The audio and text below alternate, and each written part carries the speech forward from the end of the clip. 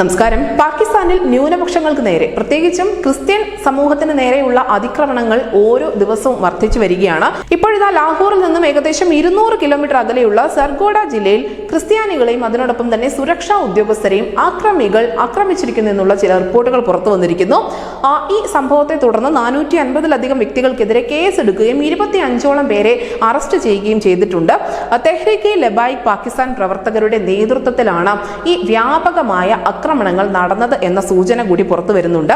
ലാത്തി ചാർജിലൂടെ അക്രമികളെ പിരിച്ചുവിടാൻ വേണ്ടി പോലീസിന്റെ ഭാഗത്തു നിന്നും ശ്രമം ഉണ്ടായി എങ്കിൽ പോലും അക്രമികൾ തിരിഞ്ഞു നിന്ന് പോലീസിന് നേർക്ക് കല്ലെറിയുകയായിരുന്നു.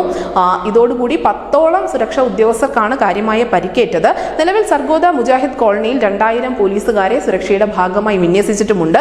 ഈ ആൾക്കൂട്ട ആക്രമണങ്ങളിൽ നിന്നും രക്ഷപ്പെടുന്നതിന്റെ ഭാഗമായി ക്രിസ്ത്യൻ കുടുംബങ്ങൾ അവരുടെ വീടുകളിൽ നിന്നും പുറത്തിറങ്ങാതെ അകത്ത് തന്നെ തങ്ങുകയാണ് എന്ന തരത്തിലുള്ള റിപ്പോർട്ടുകളും പുറത്തു വരുന്നുണ്ട്.